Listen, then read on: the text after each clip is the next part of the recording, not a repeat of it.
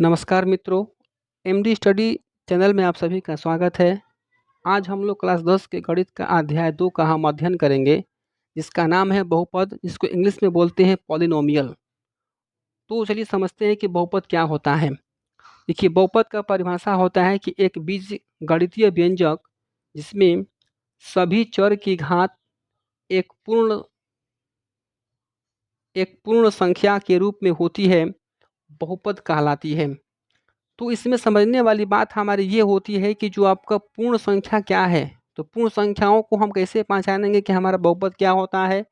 चलिए सबसे पहले इसके बारे में हम जान लेते हैं कि जो इसका इंग्लिश का परिभाषा होता है वो क्या होता है कि an algebraic expression in which all variable have power as a whole number is called polynomial. Whole number का मतलब होता है पूर्ण संख्या, और पूर्ण संख्या हम कहते किसे हैं। पूर्ण संख्या का मतलब वो होता है कि जिसका पावर, यानी जिस बहुपद का पावर 0 होगा, 1 होगा, 2 होगा, 3, 4, यानी कि इस तरीके से क्रम वाइज जो भी हमारे पावर में होंगे, यानी संख्या के रूप में होगा, उसी को हम क्या कहेंगे, बहुपद कहेंगे। जैसे जैसे में यहाँ लिखा गया है कि x square plus 3x plus 5, 4x² plus 2x plus 6, इसका घात 2 है, यहाँ पर भी घात 2 है, तो यह हमारा क्या है, हमारा पूर्ण संख्या है। तो इस तरीके से हम क्या करेंगे कि बहुपद को पहचानेंगे। उसके बाद बहुपद की घात क्या होती है उसके बारे में जान लेते हैं कि बहुपद की घात को हम क्या कहते हैं, कैसे पहचानेंगे उसको हम। तो उसको इंग्लिश में बोलते हैं डिग्री ऑफ पॉलिनोमियल।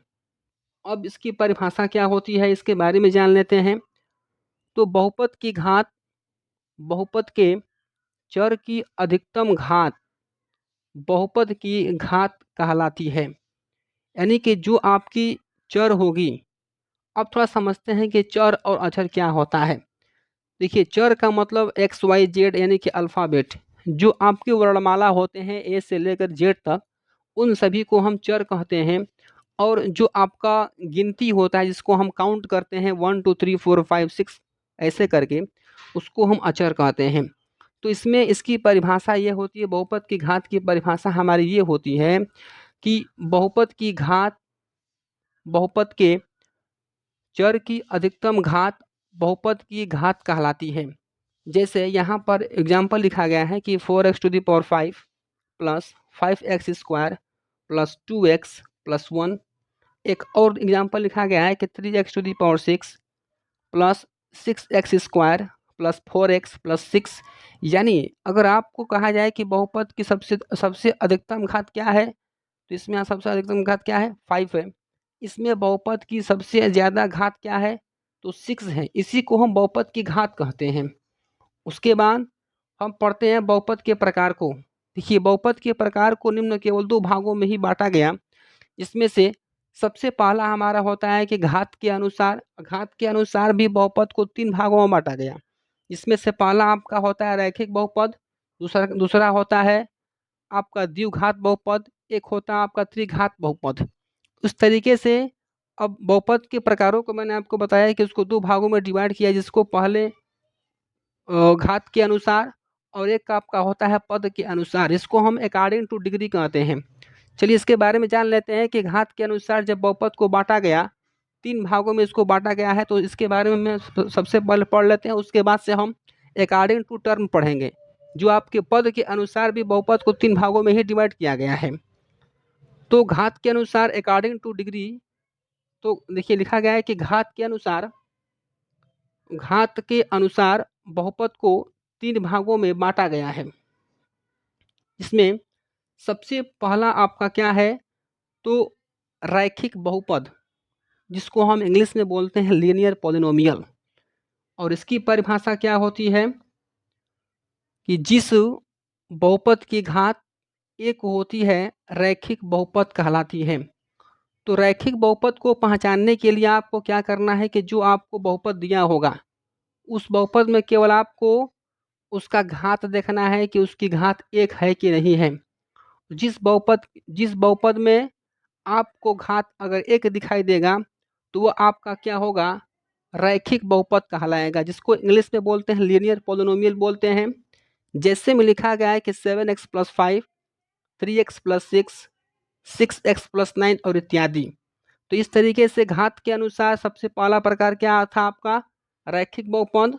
जो मैंने आपको बताया कि रैखिक बहुपद को पहचानने का तरीका क्या है कि जो बहुपद दिया होगा उस बहुपद में आप देखेंगे कि उसका घात क्या है। अगर उसका घात 1 होगा तो वह हमारा क्या होगा, रैखिक बहुपद कहलाएगा। उस देखिए लिखा गया है कि द्विघात बहुपद, इसको इंग्लिश में बोलते हैं क्वाड्रेटिक पॉलिनोमियल, और इसकी परिभाषा होती है कि जिस बहुपद की घात 2 होती है द्विघात बहुपद कहलाती है।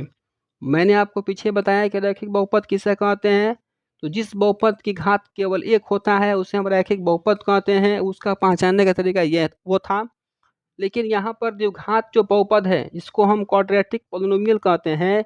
इसको पहचानने का तरीका क्या है कि इसमें आप जो भी बहुपद दिया होगा उस बहुपद में आपको देखना है कि उसकी घात कितनी है। अगर उस बहुपद की घात में केवल 2 घात होगा तो उसे हम द्विघात बहुपद कहेंगे। जैसे में यहाँ पर एग्जाम्पल लिखा गया है कि x square plus 3x plus 5, 4x square plus 2x plus 2। यहाँ देखिए जो आपका बहुपद है इस बहुपद में सबसे अधिकतम घात क्या है, केवल 2 है। यहाँ पर भी जो बहुपद लिखा गया है इस बहुपद में अधिकतम घात 2 है, इसलिए यह हमारा कौन सा बहुपद कहलाएगा, तो द्विघात बहुपद कहलाएगा यह हमारा। उसके बाद जो हमारा तीसरा होता है उसको हम बोलते हैं त्रिघात बहुपद, जिसको इंग्लिश में कहा जाता है क्यूबिक पॉलिनोमियल। इसकी परिभाषा ये होती है कि जिस बहुपद की घात 3 होती है उसे त्रिघात बहुपद कहते हैं।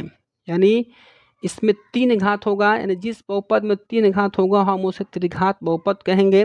जैसे में एग्जाम्पल में लिखा गया है कि x Q plus 6x square plus 2x plus 7, x Q plus 4x square plus 8x plus 9। यानी देखिए जो बहुपद यहाँ लिखा गया है उन सभी बहुपदों में सबसे अधिकतम घात क्या है, केवल 3 है। इसलिए इस बहुपद का नाम क्या होगा, त्रिघात बहुपद। इस बहुपद में भी देखिए सबसे अधिकतम घात क्या है, आप हम लोग पढ़ेंगे कि पद के अनुसार बहुपद को कितने भागों में बांटा गया। तो पद के अनुसार बहुपद को भी 3 भागों में ही डिवाइड किया गया है। जिस तरीके से हम लोगों ने घात के अनुसार बहुपद को पढ़ा था कि 3 भागों में बांटा गया है, वैसे ही यहाँ पर भी पद के अनुसार बहुपद को 3 भागों में डिवाइड किया गया।